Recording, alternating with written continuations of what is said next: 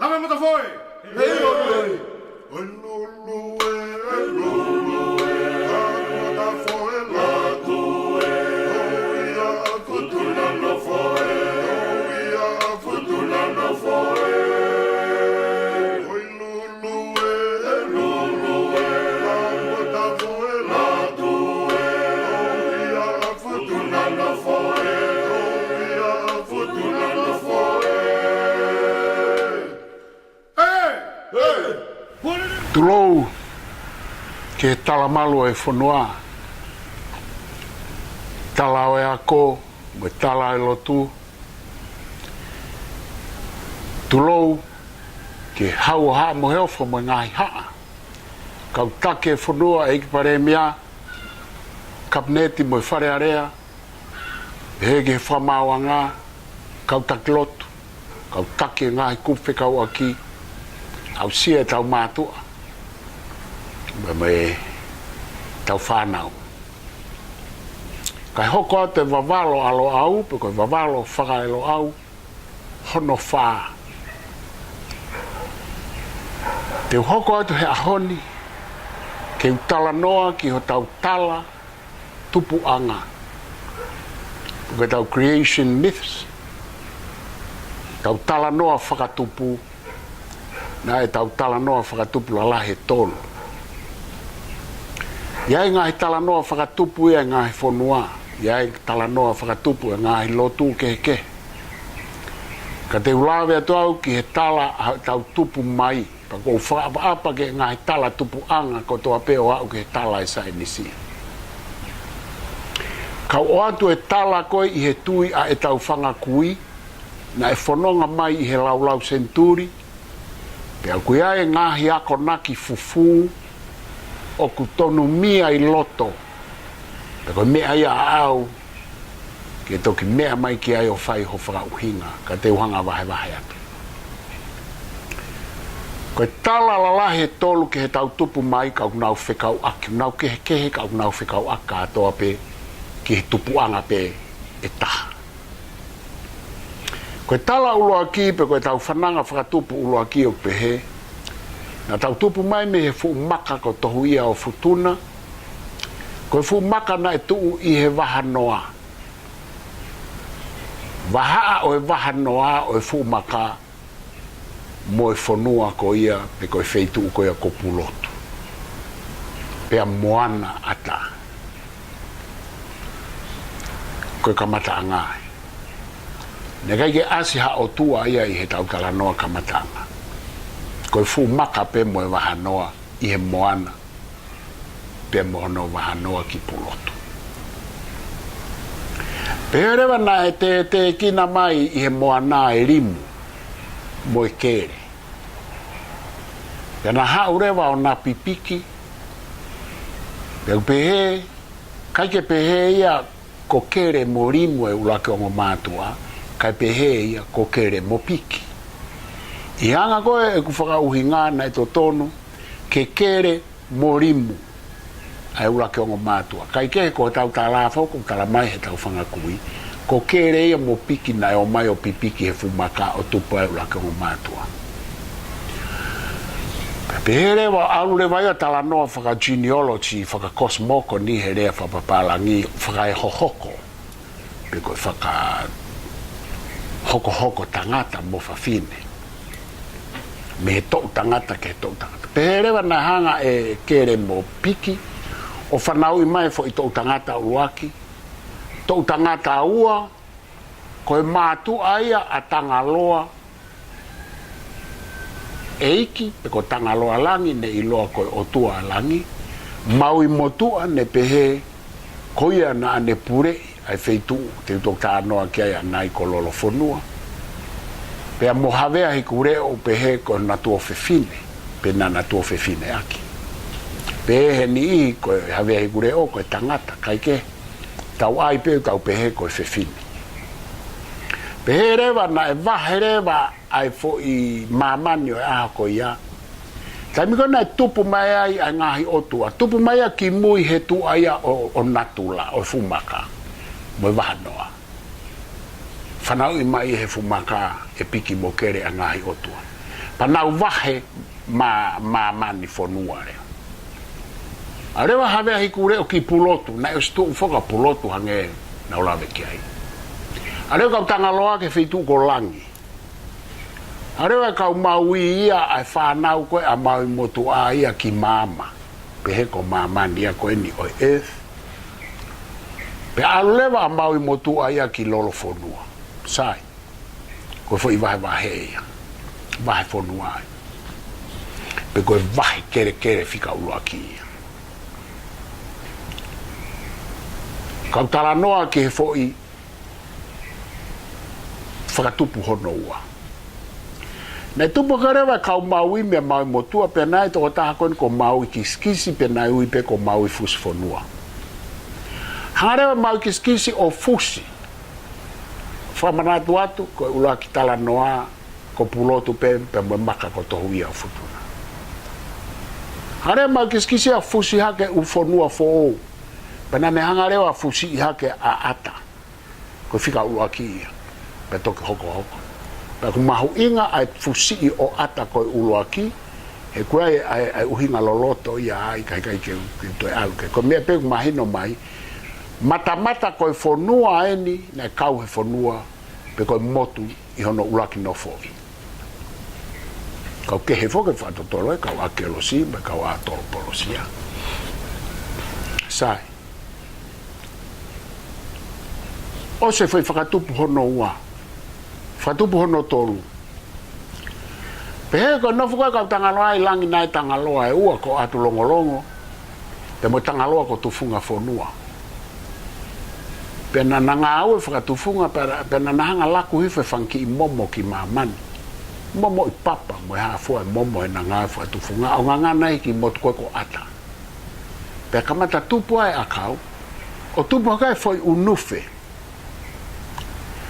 pena wakai hifo me langi pena te hanga rewa o mai ai ki foi manpuna koe koe kiu harea ki foi manpuna koe kiu o tosi tolu o ma o tosi ua e foi unufe o ma ore vai pe he koe fufua tangata ia he motu koe ko ata ai ko hai ko au moko momo pe he rewa na kai ki aha ka kai fefine hao e kwa fine he motu pe na o mi rewa toko tolu fefine ia pe mei pulotu me have a hikureo koe o mai ke nau whakatupu e kakai o ki motu koe ko ata pa koe foi whakatupu ia koe hono tolu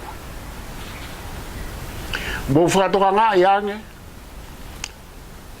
whakatupu ke he tolu ka koe nau tupu mai pe me he fu maka ko tohu ia o futuna tohu ia o futuna pa koe mea rewa utau wakai ki ai koe kakai koe nei fuafua tupu mai koe me fu maka ai koe tupu e ngahi otua hangarewa foi laine koe kau tangaloa o nau whanau I mai nau tolu o aluhifo ki he tangaloa ko tangaloa e I tu matupua ko ia e na e ta ane koe mo I lahewa wa e popua o na aro I mai e fuafua tu I tonga ko aho e I tu matupua pe ko aho e I tu whanau no aia, koe poini mahu inga he ni, hanga he laine tangaloa mea maka ko tau ia o futuna, o whakatupu mai, ai tau fuafua tu I tonga. Pea koe foi kakai ko ia, ai koe nai hau hangatonu me maka ko tau ia o futuna. O ku asi mai koe kakai koe nai whakatupu ai koe kau hou eiki mo kau tui. Pea mo kau taula te e bolo. He kuai fo I laine ia e taha he aluhifo ko ia. Pea me maka ko tau ia futunana. Ne hanga whakatupu mai kau taula te e bolo. Ne ko tawhakula. Me funga whanua. Koe me futaula taha ko lofia. Nau tupu mai me ai. Aia I he kuwakai. Hanga he foi aluhifo hanga tonu me maka o tau ia futuna whakatupu mai ai haa tu I mo hou eiki. Pea mo ngahi o tua. hangarewa e foi whakatupu nei whai i ata ia ko hai ko au ko momo o whakatupu mai ai toenga o kakai. Tau pehepe, mahalo ko e tokolahi ia o kakai o whonua na ikai ke nau fuwhela ave i hanga tonu ke heo e ki mo e hatui. Pia mo ngai o tua na nau tupu mai nau tonu mi ata. Ko e tala whoki koe mbotu koe ko ata, pehe na e kakai i iki au pito, hange kau tuof na nau nofo ai, na nau nofo ki lalo he mbotu, pia nofo rewa kakai lalahi loo loa au pito, kakai loo loa i olunga he mbotu. Pia koe anga e koe nau, pia e taimi mau arui fo e ki lalo ala keke olunga. Ka koe tala e koe mbotu koe ko ata. O ku mata koe motu koe ia koe kakai motu ai a koe o tongani. Ka uwhe marafoke to e whaha o whakatotoro lahi ke. Ka koe ngahi fo i tala e tolu. Pe koe tui koe ahoni, e tau tala tupu anga, i he tau whananga whakatupu. Ahoni o koe ke toi fie tala noa ke hatahaia. Tau maa tau tōri e tala noa ke ai, e lauia koe loi, lauia koe mea o kui kai fu mahu inga, mea o mau taimi, mea o whakahi tēni. Koe anga koe wakai whakaakomo e wakai whakaelo au, o ku mahu inga au pito ai fo i tala whakatupu ia e tolu koe ni, ki ngahi mea nai hoko he kuohiri. Mahalo bena i kai ke aha fu maka ia. Mahalo bena i kai ke whaha fusfonua ia. Mahalo bena i kai ke whaha whakato momo ia me ilangi ki mama. Mahalo nai uhinga pe ngahi mea koe ni. Koe kakai koe ni na nau whaiha ngahi ngā ue lahi i hono whau e whaunga e whonuani i ono aha. Mahalo pe ko tanga loa ia mo maui mo havea hikure o kai ko ngahi o tua. Kana nau hanga o ange ke lang whakai o tua. Ko hinga he koe kakai na e lava mea. He koe lava mea e koe a kautanga loa, na nauhanga whakatupu mea e tau laine tui tonga.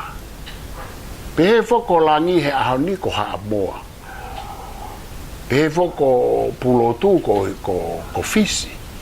Pe au te aipe ngahi whakauhinga ke he ia, ai kakai tonga ki pulotu.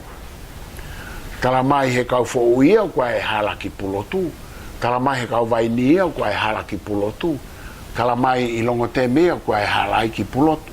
O tala mai e koloa o koe e hala ki pulotu. Aia koe u whakaukau pehe e whakawhiau whirewa he tau tala noa he toi pehe foku whakawhahinga pulotu. Koe pulotu aka, pulotu te, pulotu ririu, mai pulotu tu umau. Sio ne o mai koe u whakaukau pehe, ku hange koe ke toi a whairewa tala noa pulotu uia ke pulotu ko pehe ko fisi. Kai ke heka koe poini mahu inga, koe ngai whananga whakatupu, o ku fufua e u akonaki, o ku fufua e u tala noa mahu inga, o tau whaarpeta toro ngata i hono kofutua, kai ke tau alu ki hono kofuloto. Ka koe heriaki, mantui fo koe whaunga ho tau whonuani, na e mei heriaki e mea kotoa pe. Pe au fie maore vai ke tau hanga whakavete ngahi heriaki, ai ngahi kofutua, ka tau ilo ai momona o uhinga o e tala noa. He koe konga mahu inga e taha e mo ui e tonga, ko e ne tala noa he heriaki. Fui e whao sea, ko he ngā koe tau taai wā, ka ta alo mai. Ka inga tonga, mahu inga ke ilo, ai anga e tui e tau whangakui, mo anga ho tau tala mi ono aho, na ia ai fo i whakatupula lahe tonu. Tau whakapapa ko tau tāri whakatore fo i tala whakatupu e toi tapu. Pea kai ke whahano whawhepaki, ko me e ko tāri he whonua he ahoni. Tau e ne uange au e tau whainga mai i he fo i whakatupu ko ia ai toi tapu. Fo i whakatupu ko tā noa ke e tolu, na e lau awhetau ai tau whai mai moia. Pea na i kai ke ta e tui e mātu aki, e na nau tui na e mo one e foi whakatupu e tolu i he e nau tui. Pea mahu inga ia ki te au ke tau hanga whaapapai. Neongo, ku tala mai ko ngahi whakatupu ko e ni he ahoni, tala mai he sa inisia ne whakatupu. Tala mai e ne whakatupu. Kāna e ia e tala noa whakatupu e tau whangakui. Ko whamaloa tō mō mea mai, ka mō mea tatau aki e tau tōku hokat ke konga hono nima o e wawalo alo au wa whetawalo. Malo. Oiha mea inga tāwhe, siualo au e maope.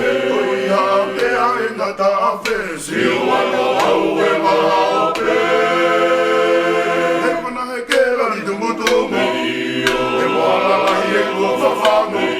E koe tau wakatoi kuku atu, o tau kari ai e kapu kapu. E pei e kei ki whakataru talu.